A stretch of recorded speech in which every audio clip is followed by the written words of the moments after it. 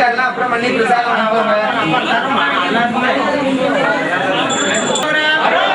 அஷ்டலட்சுமிக்கு ரோகரம், தேவதைக்கு ரோகரம், மகாகாளிக்கு ரோகரம்.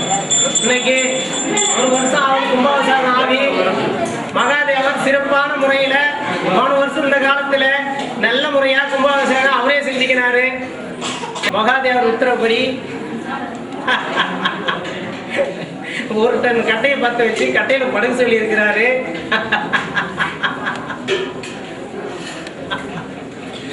கட்டையில படுக்க சொல்லி இருக்கிறாரு.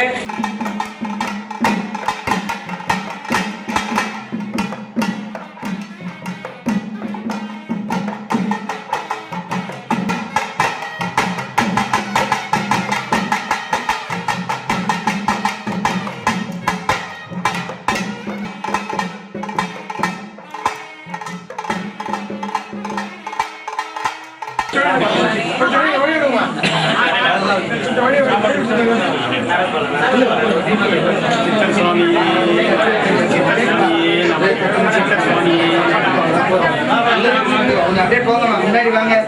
நமஸ்காரம் அப்புறம் பண்ணி பிரசாதம் ஆவாங்க.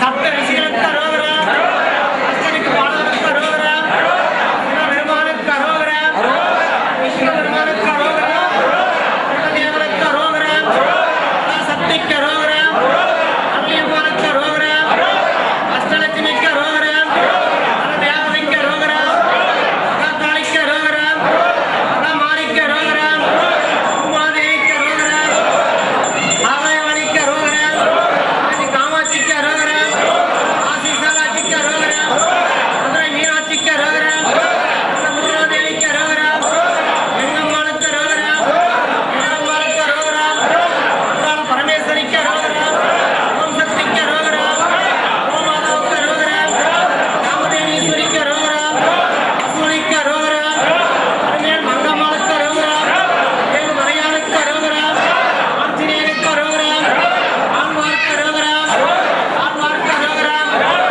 பெருமானுக்கு ரோகரம், ராமேஸ்வரனுக்கு ரோகரம், ராமபைரவனுக்கு ரோகரம், வீரபத்ர சுவாமிக்கு ரோகரம், தேவேந்திரனுக்கு ரோகரம், 27 நட்சத்திரத்துக்கு ரோகரம், ஆஞ்சநேயனுக்கு ரோகரம், ஆழ்வார் தேவதைக்கு ரோகரம்,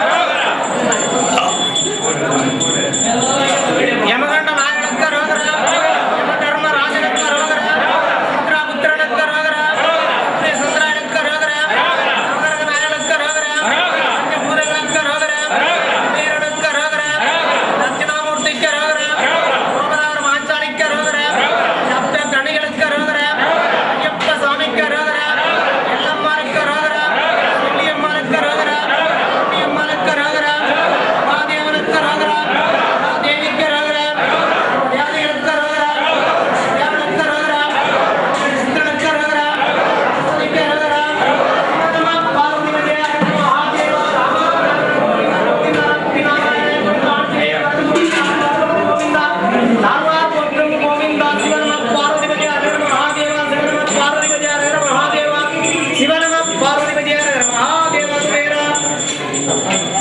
இன்னைக்கு ஒரு வருஷம் ஆகும் கும்பாபிஷேகம் ஆகி மகாதேவர் சிறப்பான முறையில 3 வருஷம் இந்த காலத்துல நல்ல முறையா கும்பாபிஷேகம் அவரே செஞ்சுக்கிறாரு.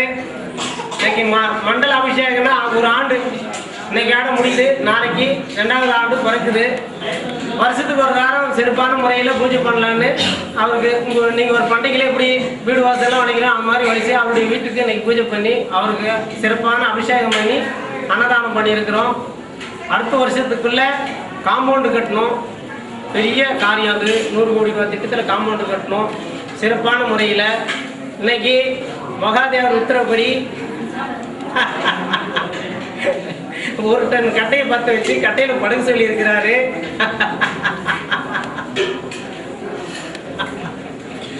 கட்டையில படுக்க சொல்லி இருக்கிறாரு. இன்னைக்கு கட்டையில் படுக்க போகிறேன். மேலே அந்த வட்டப்பாறை மேலே முருகர்கிட்ட கட்டை இருக்குது. எல்லாருமே கூட சாப்பிட்டு போய் பிரார்த்தனை பண்ணிக்கங்க. உலக சேமம் ஆகணும், மாதம் மாறி மழை பெய்யணும், மீண்டும் மன்னர்கள் ஆட்சி நடக்கணும், எறும்பு 8000 ஜீவராசியமும் சந்தோஷமா இருக்கும், நோயற்ற வாழ்வு குறையாத செல்வமா இருக்குன்னு உலக சேமத்துக்காகவும் இது உலகத்தை 2வது சனம் ஆகட்டும்னு இன்னைக்கு என்னை நெருப்புல படுக்க சொல்லி இருக்கிறாரு. இன்னைக்கு பூர்ண அமாவாசை 6 மணிக்கு பூஜை பண்ணி 7, 7:30 நெருப்புல படுத்துருவேன். விருப்பப்படுறவங்க பார்க்கலாம், இல்லைன்னா எல்லாம் போகலாம். காலையில் வந்து நீங்கள் பார்த்துக்கலாம். அந்த மாதிரி சகல சௌபாகியமும் உலகத்துக்கு நல்லா நடக்கணும், உலக சேமாகணும், தன் குடும்பமும் நல்லா இருக்கணும். இது உலகத்தில் 2வது சனமும் ஆகணும். உலக மக்கள் எல்லாருமே சந்தோஷமா இருக்கணும்னு பிரார்த்தனை பண்ணி சாப்பிடுங்க. ஐயா சாப்பிடுங்க. சிவனமா பார்வதி பற்றி அரவிந்தமா